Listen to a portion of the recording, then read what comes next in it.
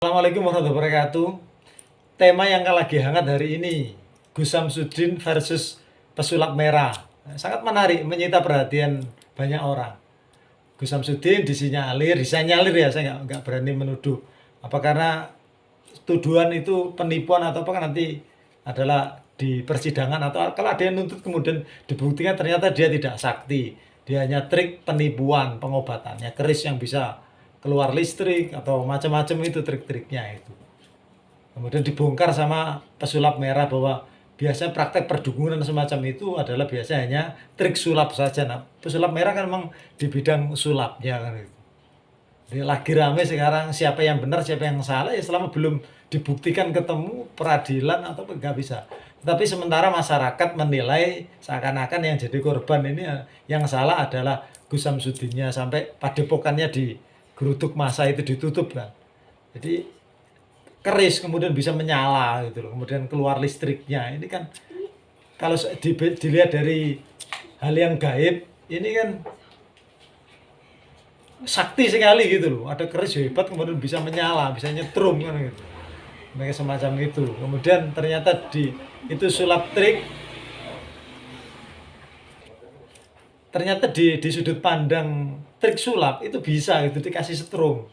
Apa ini kerisnya itu akhirnya bisa menyala kan gitu. Kemudian air yang dari keruh kemudian bisa menjadi bersih, apa bisa terbakar ternyata dikasih kimia semacam itu.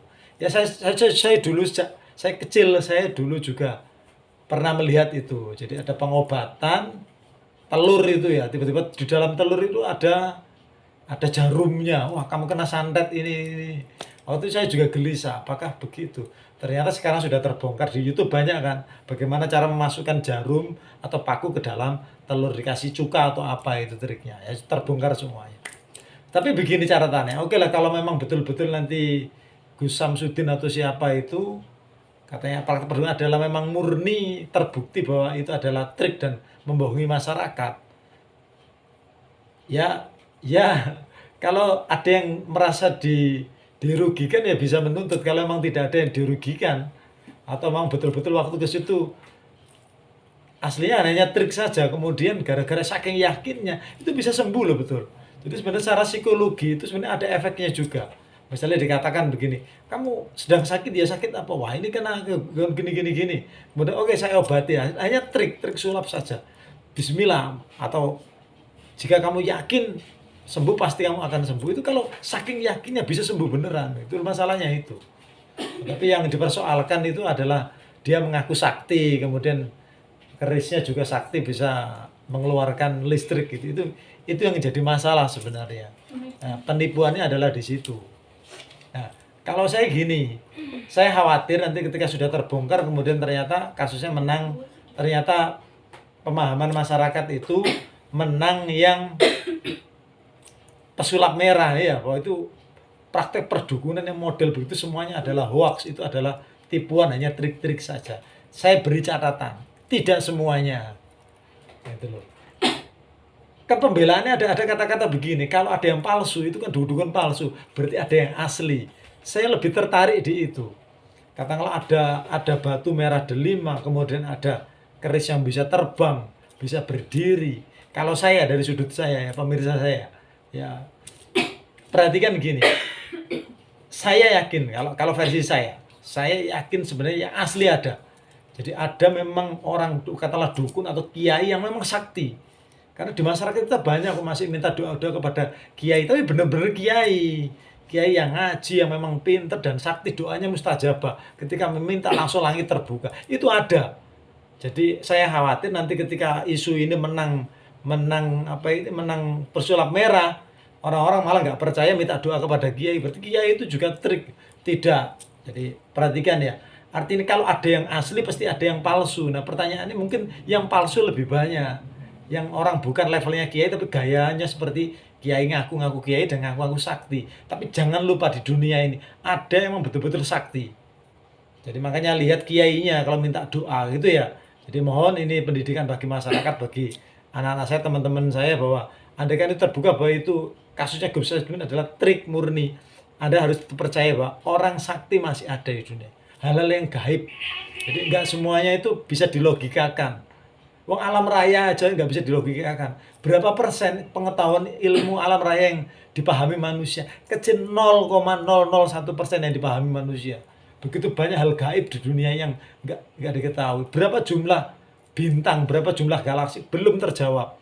Di mana batas dunia ini belum terjawab. Itulah hal banyak yang gaib, Mas Yan. Jadi ketika ilmu pengetahuan nggak mencapai itu, maka itu namanya gaib. Itu ya, jadi satu catatan dari kasus ini, menang siapapun, pesulap merah atau Gus Samsud, ternyata dibukti Gus Samsud benar-benar sakti, alhamdulillah. Kalau itu hanya benar-benar trik yang disampaikan seperti yang dibongkar oleh pesulap merah, maka ya masyarakat harus hati-hati, jangan mudah percaya. Makanya kalau ingin minta doa, cari orang sakti, harus cari yang benar-benar sakti. Gitu ya. Jadi gini loh, jadi saya hanya ingin mengimbangi ini aja. Saya khawatir ketika pesulap merah menang, masyarakat Indonesia kembali tidak percaya bahwa di Indonesia ada orang sakti. Itu semuanya adalah penipu, itu saya khawatir. Apalagi banyak kan kiai-kiai di pondok-pondok yang besar itu dimintai doa. Kemudian dituliskan sebuah rajaan apa. Doa, kiai yang tulus yang benar-benar ilmunya sakti. Gitu ya. Jadi jangan lupa bahwa di dunia ini ada seorang kiai, orang sakti, seorang wali yang ketika berdoa langit akan terbuka. Ketika mendoakan kau mati, pasti mati. Jadi ada yang tadi santet apa nggak percaya, jangan tidak percaya. Ya memang ada yang hoax kan gitu. Wah, orang kok bisa menyantet orang apa hoax. Tapi kesaktian orang jadi mungkin niatnya itu nggak santet sebenarnya. Sebuah doa kemudian dikabulkan oleh Tuhan, mendoakan seseorang yang mendolimi dia dan dia bisa mati ketika pas langit terbuka, maka doanya mustajab dan mati beneran orang itu. Itu ya, jadi kesaktian masih ada, apalagi kita orang Indonesia. Jadi keris terbang, orang bisa berjalan di atas air. Ada sebenarnya. Itu ada di atas daun, sholat di atas daun. Itu ada. Nah, orang yang bisa begitu itu nggak mungkin bilang orang lain, itu masalahnya. Jadi nggak mungkin kemudian dia pakai sholat di atas daun, kemudian difoto, di syuting. Ya malah orang punya kesaktian itu, malah nggak mungkin melakukan itu masalahnya. Jadi yang asli itu menyembunyikan diri, dirahasiakan. Sir sama Tuhannya. Jadi rahasia menjadi siri gitu. Jadi gini loh, ketika ada yang tanya kepada Pak Frid, apakah ada orang yang bisa sholat di atas daun kan itu, berjalan di atas air? Saya jawab ada. Di mana orang itu saya nggak tahu, karena orang kalau kemampuan itu dia nggak akan bilang-bilang kepada orang. Nah kebalikannya, jika ada orang yang bilang saya bisa sholat di atas daun, saya bisa berjalan di atas air, itu kalau saya nggak percaya tambah malahan gitu loh. Karena ada orang bilang mengaku begitu, itu yang saya nggak percaya.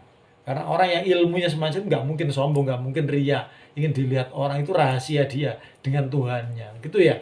Jadi tidak semuanya itu hoax apa benar. Jadi ada, tinggal yang original itu yang sulit dicari, yang nggak ada.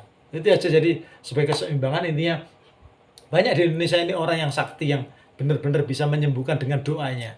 Tetapi ternyata lebih banyak lagi orang-orang yang pakai trik dan penipuan. Maka waspadalah dan waspadalah. Kita harus pandai melihat mana yang asli dan mana yang hoax tadi atau yang penipu tadi. Itu aja. Semoga menjadi keseimbangan biar nggak terlalu membuli Gus Samsud ini. Kalau memang salah, ya dibully nggak apa kalau dia memang salah kan gitu. Kemudian tidak terlalu mendewakan pesulap merah bahwa semua praktek pengobatan atau doa-doa itu semuanya adalah trik saja. Semoga tidak begitu. Jadi saya sebagai penyeimbang saja. Demikian, semoga bermanfaat. Jika kurang jelas bisa di like, komen nanti akan saya jawab di komen. Kita diskusi. Saya berani ya nggak menantang, nanti kalau menantang jadi masalah lagi ya. Kita diskusi saja lah. Gitu ya. Semoga bermanfaat. Sedikit pencerahan dari saya. Assalamualaikum warahmatullahi wabarakatuh.